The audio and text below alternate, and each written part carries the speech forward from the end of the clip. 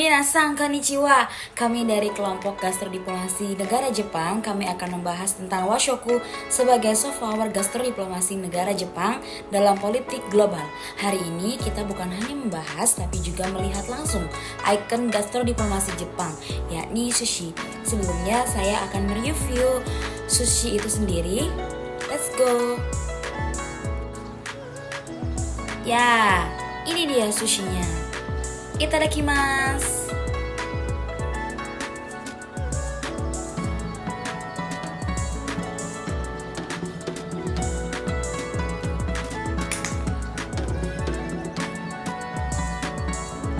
Ya, itu tadi merupakan review singkat dari makanan sushi itu sendiri. Selanjutnya kita akan membahas apa itu gastrodiplomasi Jepang. Gastrodiplomasi Jepang adalah upaya diplomasi publik melalui kuliner. Jepang memanfaatkan makanan sebagai alat untuk mempromosikan budayanya, meningkatkan citra nasional, dan membangun hubungan baik dengan negara lain. Strategi ini berfokus pada daya tarik unik dari masakan Jepang yang dikenal sebagai washoku untuk menciptakan koneksi emosional dengan audiens global. Selanjutnya, gastrodiplomasi dan soft power. Konsep ini sangat erat kaitannya dengan teori soft power yang dicetuskan oleh Joseph Nye. Soft power adalah kemampuan suatu negara untuk mendapatkan apa yang diinginkannya melalui daya tarik budaya, nilai-nilai politik, dan kebijakan luar negeri, bukan dengan paksaan atau pembayaran. Gastrodiplomasi Jepang bekerja sebagai salah satu instrumen soft power utama. Alih-alih menggunakan kekuatan militer atau ekonomi, Jepang mempromosikan pengaruhnya di dunia dengan menampilkan kekayaan dan kehalusan budayanya melalui kuliner. Masakan Jepang yang otentik dan sering dianggap sehat, seperti sushi, ramen, dan sashimi, menjadi duta budaya yang efektif. Melalui makanan, Jepang menarik minat orang asing, membuat mereka ingin tahu lebih banyak tentang bahasa, tradisi, dan cara hidup Jepang. Daya tarik ini secara halus meningkatkan citra negara dan membangun goodwill di mata internasional. Selanjutnya, kami akan membahas mengenai kaitannya gastrodiplomasi Jepang dengan teori konstruktivisme. Teori ini berpendapat bahwa identitas dan kepentingan negara tidak bersifat tetap melainkan dibentuk melalui interaksi sosial. Dalam konteks ini, identitas budaya menjadi instrumen diplomasi yang penting. Jepang menggunakan masakan identitas budayanya untuk membangun citra diri yang spesifik di panggung global. Sebuah negara yang kaya akan tradisi, artistik, dan berorientasi pada kualitas. Melalui promosi kuliner, Jepang secara aktif mengkonstruksi dan memproyeksikan identitas ini kepada dunia. Masakan bukan hanya sekedar makanan, tapi simbol nilai-nilai budaya seperti kebersihan, ketelitian, dan harmoni dengan alam. Dengan memperkenalkan identitas ini, Jepang berharap dapat mempengaruhi persepsi dan perilaku negara lain yang pada akhirnya memfasilitasi diplomasi yang lebih lancar dan efektif. Tahun 1969 menjadi awal mula hadirnya kuliner Jepang di Indonesia. Saat itu, restoran Kikugawa berdiri di Jakarta sebagai salah satu restoran Jepang pertama. Kehadirannya membawa pengalaman baru bagi masyarakat Indonesia yang sebelumnya lebih familiar dengan kuliner lokal atau kuliner Tionghoa. Kikugawa menjadi pintu gerbang yang memperkenalkan cita rasa autentik Jepang seperti sushi, tempura, dan sukiyaki kepada lidah orang Indonesia. Dari sinilah perjalanan panjang kuliner Jepang di Indonesia dimulai. Memasuki dekade 1970 hingga 1990-an, kuliner Jepang mulai menembus pasar internasional. Sushi, dengan kesederhanaan dan keindahannya, menjadi ikon kuliner Jepang yang mudah dikenali di seluruh dunia. Begitu pula dengan ramen, yang awalnya hanyalah makanan rakyat, kemudian berkembang menjadi hidangan populer di banyak negara. Restoran sushi bar dan ramen shop mulai bermunculan di kota-kota besar dunia, dari New York, London, hingga Singapura. Fenomena ini menunjukkan bahwa kuliner Jepang tidak lagi terbatas pada lingkup Asia, melainkan telah menjadi bagian dari tren global. Pada tahun 2013, dunia kembali memberikan pengakuan penting. Washoku atau tradisi kuliner Jepang yang mengedepankan keseimbangan rasa, estetika penyajian, dan hubungan harmonis dengan alam ditetapkan sebagai warisan budaya tak benda oleh UNESCO. Pengakuan ini bukan hanya menandai nilai kuliner Jepang sebagai makanan lezat, tetapi juga sebagai warisan budaya yang mencerminkan identitas bangsa. Di mana, dengan gelar ini, kuliner Jepang semakin diakui sebagai bagian dari diplomasi budaya yang menghubungkan masyarakat Jepang dengan masyarakat dunia. Memasuki era 2020-an, perkembangan kuliner Jepang mencapai puncaknya. Hingga kini, lebih dari 118.000 restoran Jepang tersebar di seluruh dunia, mulai dari restoran mewah hingga kedai sederhana. Jepang pun tidak berhenti di situ. Pemerintahnya menargetkan ekspor produk pangan Jepang mencapai 1 triliun yen pada tahun 2025. Hal ini bukan hanya tentang menyebarkan cita rasa khas Jepang, tetapi juga strategi ekonomi yang memperkuat posisi Jepang di kancah internasional. Keberhasilan ini menunjukkan betapa kuatnya daya tarik kuliner sebagai instrumen soft power. Sejak awal mula kehadirannya di Indonesia pada tahun 1969 hingga menjadi warisan dunia dan menembus pasar global di abad ke-21, kuliner Jepang telah menunjukkan perkembangan yang luar biasa. Strategi Jepang, baik melalui promosi budaya maupun kebijakan ekonomi, berperan besar dalam kesuksesan ini. Mari kita lihat lebih jauh bagaimana strategi tersebut dijalankan dan mengapa ia begitu efektif dalam membawa kuliner Jepang ke seluruh dunia. Selanjutnya, saya akan menjelaskan tentang strategi gastrodiplomasi Jepang lewat washokku atau makanan tradisional Jepang. Nah, intinya Jepang itu nggak cuma jual makanan buat dimakan, tapi makanan ini dipakai sebagai alat soft power buat membangun citra negara di dunia. Ada 4 strategi utama yang bisa kita lihat. Pertama, lewat restoran Jepang global. Jepang mendorong ekspansi restoran tradisional maupun modern, seperti sushi, ramen, udon ke berbagai negara. Contohnya Ichiran Ramen dan Ippudo yang cabangnya sampai Amerika, Eropa, dan Asia Tenggara. Restoran sushi seperti Sushi Hero atau Genki Sushi juga makin populer nih saat ini. Bahkan restoran fine dining seperti Nobu ikut dari ikon global. Nah, jumlahnya juga luar biasa nih teman-teman. Pada 2023 tercatat ada sekitar 187.000 restoran Jepang di luar Jepang. Di Amerika Serikat saja pada 2025 ada sekitar 22.900 restoran Jepang. Nah, di Eropa, misalnya di Jerman, jumlah restoran Jepang sudah mencapai hampir 1.840 restoran di awal 2025. Nah, angka ini menunjukkan bahwa washokku bukan sekedar makanan etnis, tapi sudah masuk ke arus utama kuliner global. Kedua, lewat festival dan event internasional.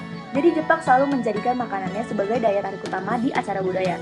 Contohnya seperti di Japan Expo di Paris, yang tahun 2025 diperkirakan menarik lebih 250.000 pengunjung dalam waktu 4 hari, dengan lebih dari 900 stand dan 650 event. Nah, di tahun sebelumnya, di 2024, pengunjungnya sekitar 200.000 orang. Nah, hal yang sama juga terlihat di Anime Expo di Los Angeles, di mana booth makanan Jepang seperti takoyaki, ramen, dan taiyaki juga ramai diburu pengunjung nih. Jadi, event-event ini menciptakan ruang interaksi langsung antara budaya Jepang dan masyarakat global lewat makanan. Ketiga, lewat pop culture dan kompetisi kuliner internasional. Nah, kalau kita lihat-lihat di anime dan film Jepang, makanan itu pasti ya selalu ditampilkan. Misalnya Naruto dengan ramen Ichiraku, Shokugeki no Soma yang memang khusus tentang masakan, sampai film studio Ghibli seperti Spirited Away yang menggambarkan makanan otentik Jepang.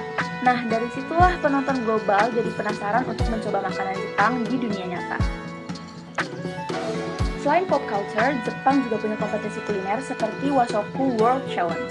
Nah, tahun 2025 ini sudah masuk edisi ke-11 dengan seleksi regional di London, New York, dan Singapura. Nah, jadi setiap regional menyeleksi 6 chef yang lolos dari screening dokumen untuk ikut bertanding. Walaupun data jumlah total peserta tahun ini belum dipublikasikan, kompetisi sebelumnya melibatkan ratusan chef dan puluhan negara. Artinya gastrodiplomasi lewat kompetisi ini memang menjangkau dunia. Keempat, lewat Japan Halal Food Project. Nah, proyek ini mulai sejak 2013 dengan tujuan membuat makanan Jepang bisa dinikmati komunitas muslim. Nah, pemerintah Jepang juga bekerja sama dengan Indonesia dan Malaysia untuk sertifikasi halal dan ekspor produk makanan.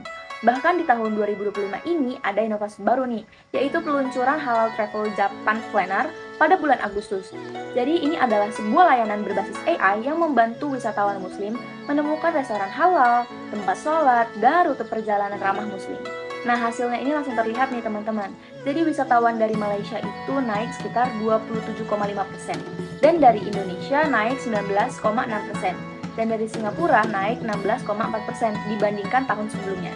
Nah, ini menunjukkan bahwa Jepang benar-benar serius membuka diri untuk pasar muslim. Kalau kita bicara tentang Jepang, apa yang langsung terbayang? Doraemon dengan dorayaki-nya, atau Naruto yang selalu makan ramen. Nah, inilah bukti bagaimana pop culture Jepang bukan hanya hiburan, tapi juga cara mereka mengenalkan makanan khas ke seluruh dunia. Sejak lama, Jepang memang cerdik menggunakan budaya populernya sebagai sarana diplomasi kuliner melalui anime, manga, bahkan hingga film. Makanan mereka juga ikut mendapatkan sorotan. Dorayaki yang dulunya hanya kue sederhana, kini dikenal di berbagai belahan dunia karena terus muncul di cerita Doraemon.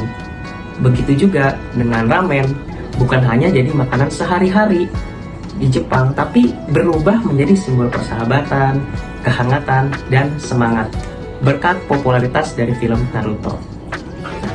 Tidak berhenti di situ, platform global seperti Netflix juga ikut mendorong citra kuliner.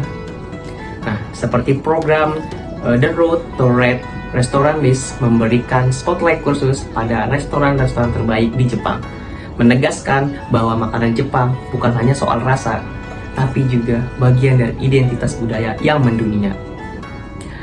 Dengan kata lain, Jepang sukses menjadikan makanan sebagai bagian dari cerita yang terus dikonsumsi, ditonton, bahkan diteladani oleh jutaan orang.